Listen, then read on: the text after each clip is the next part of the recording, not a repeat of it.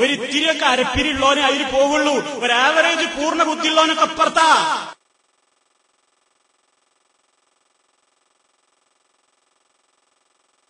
വാഴക്കാട് എന്ന് കേൾക്കുമ്പോ എനിക്ക് ഞെട്ടലാണ് എന്നല്ലേ നിങ്ങൾ ഇവിടുന്ന് പ്രസംഗിച്ചത്.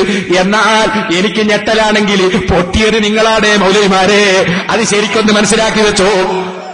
വാഴക്കാട് ഞാൻ പ്രസംഗിച്ചത് എപ്പോഴാ? 1995-96 കാലത്തല്ലേ. അന്നത്തെ വിഷയം എന്താ? അന്നത്തെ വിഷയം നിങ്ങളെ സലഫി അബ്ദുറഹ്മാൻ സലഫി അയാൾ പ്രസംഗത്തിൽ പറഞ്ഞു അല്ലാഹു തആല എല്ലാ രാത്രിയും 1-ാം ആകാശത്തിലേക്ക് കയറിയിറങ്ങുകയും ചെയ്യുന്നുണ്ട്. അള്ളാഹ് സിംഹാസനത്തിന്റെ മുകളിൽ കുത്തിരിക്കുന്നുണ്ട്. അള്ളാഹ്ക്ക് തണ്ടങ്കാലുണ്ട്, അള്ളാഹ്ക്ക് വിരലുണ്ട്, അള്ളാഹ്ക്ക് കൈയുണ്ട്. ഇങ്ങനെ പറഞ്ഞു. ഞാൻ അതിനെതിരെ പ്രസംഗിച്ചു. ഗണ്ണന മണ്ഡന പരമ്പര നടന്നിട്ടെന്താ മൗലവിയായത്? ശരിക്കും മനസ്സിലാക്കി വെച്ചോ. നിങ്ങളെ മൗലവിമാർ ഒറ്റക്കെട്ടായി, നിങ്ങൾ മുജാഹിദുകൾ ഒറ്റക്കെട്ടായി അതാ പ്രസംഗിച്ചു. ആ പ്രസംഗത്തിന് നേതൃത്വം കൊടുത്ത് എനിക്കെതിരെ വന്നത് നിങ്ങളെ നേതാവ് അബ്ദുറഹ്മാൻ സലഫി അല്ലേ? നിഷേധിക്കാൻ കഴിയോ? ആ അബ്ദുറഹ്മാൻ സലഫി പറഞ്ഞു, ഞാൻ റാസി ഇമാമിന്റെ കിതാബ് ഇങ്ങനെ ഉദ്ധരിച്ച് അടിക്കടി റാസി വായിച്ചു. ഇമാം റാസി റളിയല്ലാഹു അൻഹു അള്ളാഹ്ക്ക് അവയവങ്ങളുണ്ടെന്ന് പറയുന്നവരെ, അള്ളാഹ് കയറുകയും ഇറങ്ങുകയും ചെയ്യുമെന്ന് പറയുന്നവരെ, അള്ളാഹു ആകാശത്തിന്റെ മേലെ അർശിന്റെ മുകളിൽ കുത്തിരിക്കുന്നു എന്ന് പറയുന്നവരെ ഗണ്ണിച്ചുകൊണ്ട് ധാരാളം എഴുതിയിട്ടുണ്ട്. അത് വായിച്ച് ഞാനിങ്ങനെ പറഞ്ഞപ്പോ നിങ്ങളെ സലഫി പറഞ്ഞ് പേരോട് പറഞ്ഞ് റാസി ഇമാമിന്റെ തഫ്സീറിൽ അങ്ങനെയല്ലേ ഉണ്ട്. അതല്ല ശരി തന്നെ. പക്ഷെ റാസി ഇമാം അവസാനം അതെല്ലാം വിട്ടിട്ട് അതെല്ലാം എനിക്ക് അബദ്ധം പറ്റിയതാണെന്ന് പറഞ്ഞ് തൗബ ചെയ്തിട്ട് മടങ്ങിച്ചാ മരിച്ചത്. ഇങ്ങനെ തഫ്സീറിലുള്ള എല്ലാം മൂപ്പര് മാറ്റി പറഞ്ഞിട്ടാ മരിച്ചത്. ഞാൻ ചോദിച്ചു അതെവിടെയാണുള്ളത്? ഇപ്പൊ സലഫി പറഞ്ഞു അഖ്സാമുൽ ലദ്ദാത്ത് എന്നൊരു കിതാബുണ്ട്, അതിലുള്ളത്. ഞാൻ ചോദിച്ചു അഖ്സാമുൽ ലദ്ദാത്ത് എനിക്കൊന്ന് കാണിച്ചു തരുമോ? അപ്പൊ മൗലവിമാര് എടുത്ത് അവിടെയുള്ള മാഷന്മാരുണ്ട് കുറെ സുന്നികൾ, അവരൊക്കെ കൂടി പോയിട്ട് മൗലവിനോട് ഞാൻ അഖ്സാമുൽ ലദ്ദാത്ത് ഒന്ന് കാണണം. അപ്പൊ മൗലവി പറഞ്ഞു അഖ്സാമുൽ ലദ്ദാത്ത് ഞാൻ കണ്ടിട്ടില്ല. അപ്പൊ മൗലവി പിന്നെ നിങ്ങളുടെ പറയാതെ അത് ബയാനു തൽബീസിൽ ജഹ്മിയ എന്നൊരു കിതാബുണ്ട് ഇബ്നു തൈമിയ്യക്ക്. ഇബ്നു തൈമിയ്യന്റെ ആ കിതാബ് പറഞ്ഞിട്ടുണ്ട്. അപ്പൊ ഇവര് വെച്ചാൽ അതൊന്ന് കാണിച്ചു തരുമോ? മൗലവി അതും ഞാൻ കണ്ടിട്ടില്ല. അപ്പൊ കുട്ടികൾ ചോദിച്ചു എന്നാ നിങ്ങളെങ്ങനെ പറഞ്ഞു? അതിന്റെ ഡയറിയിൽ വേറൊരു മൗലവി കുറിച്ച് എന്നതാണ്. ശരിക്കും നിങ്ങൾ കേൾക്കണോ? പായക്കാട്ട് വെച്ച് ചോദിച്ചു നോക്കുങ്ങൾ. ഞാനതിലൊക്കെ കേസൊക്കെ സൂക്ഷിച്ചിട്ടുണ്ട് മൗലവി. എന്നിട്ടോ അങ്ങനെ ഞാൻ അവിടുന്ന് ചോദിച്ചു അഖ്സാമുൽ ലദ്ദാത്ത് കാണിച്ചു തരുമോ എന്ന് ചോദിച്ചു. അവസാനം അഖ്സാമുൽ ലദ്ദാത്ത് കാണിക്കാൻ കഴിയാതെ അവിടുന്ന് സംവാദത്തിന് വേണ്ടി വെല്ലുവിളിയായി. സംവാദത്തിന് വെല്ലുവിളിച്ചിട്ട് നിങ്ങൾ മുങ്ങി. അങ്ങനെയല്ലേ ആ പരിപാടി നിന്നത്? നിഷേധിക്കാൻ കഴിയുമോ നിങ്ങൾക്ക്? എന്നിട്ട് ഇവിടുന്ന് പറയാ പായക്കാരെന്ന് കേൾക്കും പേരോട് ഞെട്ടലല്ലേ? ഞാൻ അതായത് പറയാൻ കാരണം എന്നാ നിങ്ങൾക്ക് കേൾക്കണോ? ഞാൻ അവിടെ 9ഓളം ഗണ്ണനം നടത്തി. അതിന്റെ ശേഷം ഞാൻ എത്ര പ്രസംഗം നടത്തി, എത്ര CD ഇറക്കി വാഴക്കാട്ട് പോയിട്ട്. നിങ്ങളിപ്പോ കാണുന്നില്ലല്ലോ. നിങ്ങൾ അബ്ദുറഹ്മാൻ സലഫിനെ വാഴക്കാട്ട് കാണുന്നില്ല എന്നല്ല, അബ്ദുറഹ്മാൻ സലഫി പിന്നീട് എവിടെയെങ്കിലും ഏതെങ്കിലും ഒരു മുസ്ലിം പണ്ഡിതനുമായി ഞാനാ നടത്തിയതുപോലെ ഗണ്ണന പ്രസംഗത്തിന് അതിന്റെ ശേഷം അബ്ദുറഹ്മാൻ സലഫി തുനിഞ്ഞിട്ടുണ്ടോ? മറുപടി പറയണം നിങ്ങൾ.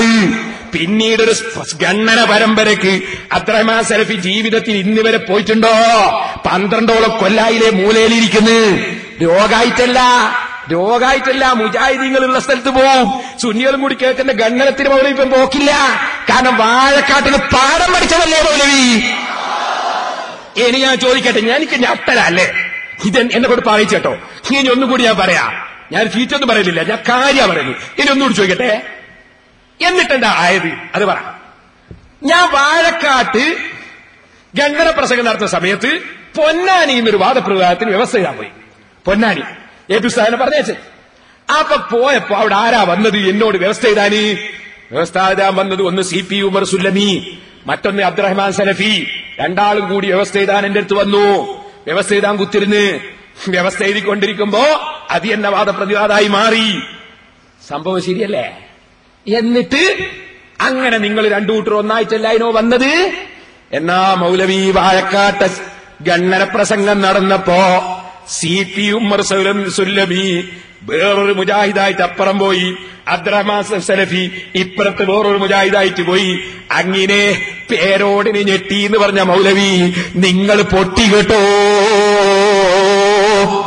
ഒന്നായിട്ട് വന്ന രണ്ട് മൗലവിമാരിന്ന് രണ്ട് ചേരിയിലാണ്.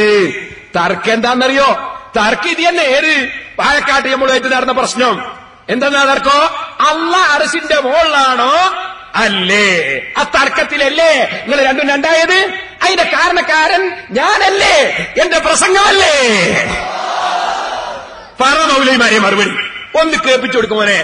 അതാ നിങ്ങളെ എന്റെ അടുത്ത് പൊന്നാനിയില് വാദപ്രതിവാദത്തിന് വ്യവസ്ഥ എഴുതാൻ നിങ്ങളെ നേതാവ് അബ്ദുറഹ്മാൻ സലഫിന്റെ കൂടെ എഴുതാൻ വന്ന CP ഉമർ സുല്ലമി എന്ന നിങ്ങളെ പണ്ഡിത സംഘടനയുടെ പ്രധാനപ്പെട്ട നേതാവ്, വൈസ് പ്രസിഡന്റോ ആയിരുന്നു.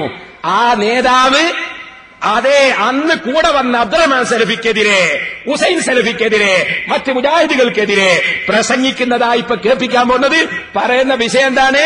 അർശിന്റെ മോളാണ് എന്ന്. മറിച്ചവനെ പറ്റി അങ്ങനെ ഇങ്ങനെ പറയാ.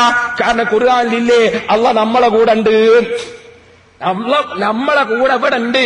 മൂന്നാള് സംസാരിക്കുമ്പോൾ നാലാമത്ത് അള്ളുണ്ട്. അയിനമാ കുന്തും അള്ളാഹുത്തര എവിടെയാണെങ്കിലും നിങ്ങളെ കൂടെ ഉണ്ട് എന്ന് ഇവിടെ ഉണ്ട് എന്നും ഖുർആനില്ലേ.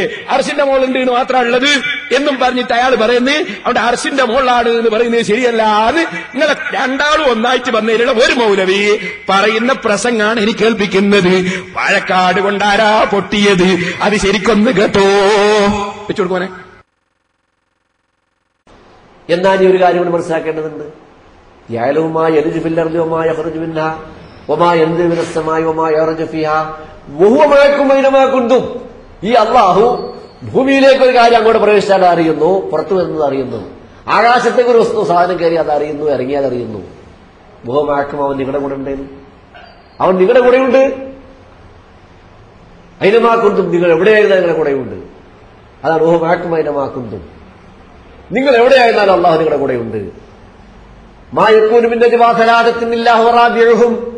മൂന്നാൾ കൂടി സ്വകാര്യം പറയുകയാണെങ്കിൽ നാലാമനായ അള്ളാഹുവിന്റെ കൂടെ അവിടെ ഉണ്ട്, ഇല്ലാതിരിക്കില്ല.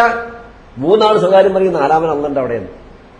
അപ്പൊ അള്ള പറഞ്ഞിട്ടല്ല പറഞ്ഞത്, ആകാശത്തിലുള്ള അള്ള പറഞ്ഞിട്ടല്ല പറഞ്ഞത്. അതാണ് ഒന്ന് വേറിച്ച് മനസ്സിലാക്കേണ്ടത്. അവൻ നമ്മുടെ കൂടെ ഉണ്ടെന്ന് പറഞ്ഞാൽ തന്നെ അവന്റെ ഗുണഗണങ്ങളാണ്, അവന്റെ വ്യക്തിത്വം, അവന്റെ ദാത്ത്, അവന്റെ തടി എന്താണ് നമുക്കതിനെപ്പറ്റി അറിയില്ലല്ലോ, നമ്മൾ കണ്ടിട്ടില്ലല്ലോ. പക്ഷെ അതുകൊണ്ട് പടച്ചോൻ എവിടെയാണെന്ന് ചോദിച്ചാൽ നമ്മൾ എന്ത് പറയണം? എവിടെയാണ് പടച്ചോൻ? എവിടെയാണ് പടച്ചോനുള്ളത്? എങ്ങനെയാണ് പടച്ചോനുള്ളത്? അറിയില്ല. ഞാൻ പറഞ്ഞില്ല അള്ളാഹു ഗൈബാണ്, നമുക്കറിയില്ല. അയാൾ പറഞ്ഞതിൽ കുറെ അബദ്ധമുണ്ട് കേട്ടോ, ഞാൻ പറഞ്ഞാന്ന് പറയണ്ടേ. അയാൾ പറഞ്ഞതിൽ കുറെ അബദ്ധമുണ്ട്. പക്ഷേ ഒരു കാര്യമാണ്, അരസിന്റെ മോളാണ് നിങ്ങൾ ഇവിടെ എല്ലാം ഉണ്ട് അയാള്. എവിടെയാന്ന് ചോദിച്ചാൽ അറിഞ്ഞുകൂടാതെ പറയണമെന്ന് അയാൾ പിന്നെ അള്ളാഹിനെ പറ്റി തടി എന്നൊക്കെ പറഞ്ഞിട്ടുണ്ട്. അതൊക്കെ അങ്ങനെ മൗലവിമാര് പറയൂ, മൗലവിയാണെ പറയാണ്ടിക്കൂല. അതിരിക്കട്ടെ. ഇനി സഹോദരന്മാരെ, ഇനി നിങ്ങൾ മനസ്സിലാക്കണം. അപ്പൊ നിങ്ങളെ മൗലവിമാര് രണ്ടായി പിരിഞ്ഞത് വാഴക്കാട്ട് പേരോട് അബ്ദുറഹ്മാൻ സഖാഫി തുടർ ഖണ്ഡനം നടത്തിയത് കൊണ്ടാണേ മൗലവി. അത് നോട്ട് ചെയ്തു വെച്ചോ. മറക്കണ്ട. എന്നിട്ട് എന്നോട് പറയാം ഞാൻ ഞെട്ടിയില്ലേ.